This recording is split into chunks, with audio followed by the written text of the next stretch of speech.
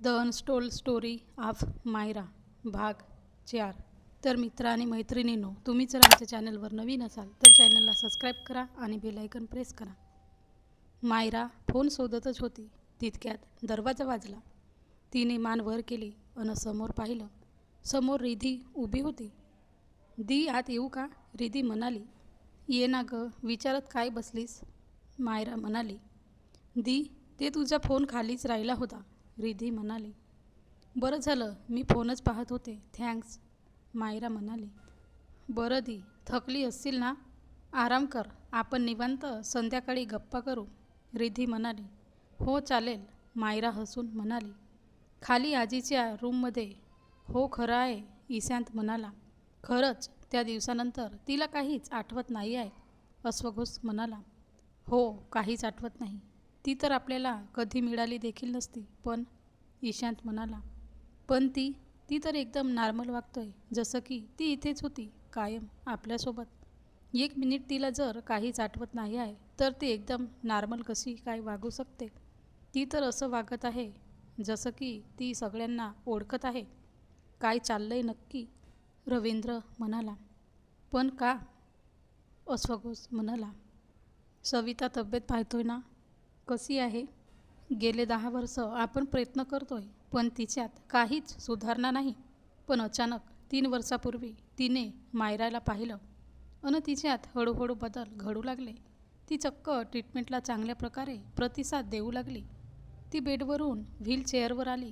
तिच्यातला हा बदल पाहून डॉक्टर तर हे सुद्धा म्हणाले की असंच चालू राहील तर सविता लवकरच ठीक होईल, ओमकार म्हणाला. आणि हे सगळं मायराने ऐकलं. ती नेमकी त्यावेळी बाबांना भेटण्यासाठी आली होती.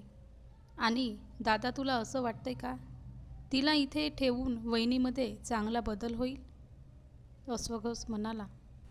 हो, आणि डॉक्टरचं पण तेच म्हणणं आहे, ओमकार म्हणाला. अस्वघोष दादा, असं होतं खूप पेशंटमध्ये जवळची व्यक्ती समोर असेल तर ते पटकन प्रोग्रेस पण होते, रवींद्र म्हणाला. चांगलं आहे. सूनबाई जर नीट होणार असेल तर चांगलाच आहे. पण ह्या सगळ्यात मायराला त्रास नको व्हायला.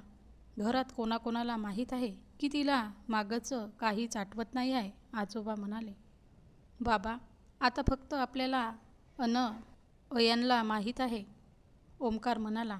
ठीक आहे, पण बाकीच्यांना सांगितलं पाहिजे, नाहीतर तिला आधीच्या काही आठवणी आठवून देण्याच्या नादात काहीतरी गोंधळ व्हायचा, आजोबा म्हणाले. हो बाबा, असं मध्येच तिला मागचं आठवून द्यायचा प्रयत्न तिला शॉकमध्ये जाण्यासाठी कारणीभूत ठरू शकतं, रवींद्र म्हणाला.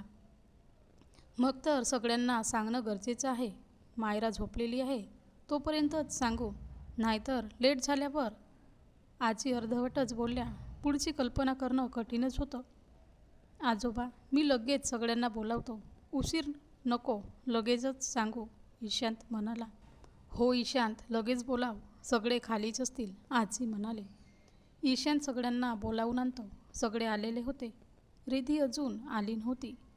राधिका, रिधी कुठे आहे ग? अयन म्हणाला.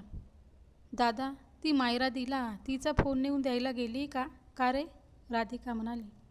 अगं, काही नाही, दिसली नाही म्हणून ना विचारलं ना. बरं ऐक, मी तिला घेऊन येतो, अयन म्हणाला. तिचं बोलणं ऐकून अयन थोडा अस्वस्थ होतो. ईशान त्याच्याकडे पाहतो. त्याच्या चेहऱ्यावर टेन्शन साफ दिसत होतं. अयन बाहेर जातो. तो वर चालला होता. तोच त्याला रिधी खाली येताना दिसते. तो तिच्याकडे जातो. इकडे रूममध्ये मायरा झोपायला जाणार तोच रिधी पुन्हा आत आली. काय ग, काही बोलायचं का? मायरा म्हणाली. दी, ॲक्च्युली हो, ते तुझ्या फोनचं वॉलपेपर पाहिलं. सॉरी, चुकून झालं, रिधी थोडं घाबरत म्हणाली. तिला असं वाटत होतं की मायराला आवडणार नाही तिच्या फोनला हात लावलेलं. रिलॅक्स, एवढं का घाबरते? मला काही प्रॉब्लेम नाही. तू विचार, काय विचारायचं आहे ते, मायरा म्हणाली. दी, ते मोरपिसचं वॉलपेपर, त्याबाबत विचारायचं होतं. रिधी अजूनही विचारू की नको विचारू ह्या संभ्रमात म्हणाली. अगं विचार ना बिनधास्त, मायरा म्हणाली. दी, मोरपीस तुझ्यासाठी स्पेशल आहे का? रिधी म्हणाले. असं काही नाही. का ग? मायरा म्हणाली. तुझं वॉलपेपर तुझं पेंडेंट म्हणून? रिधी म्हणाली. स्पेशल नाही, पण काय माहीत, माझं लक्ष वेधून घेतं मोरपीस कायमचं. कदाचित त्यामुळे असेल.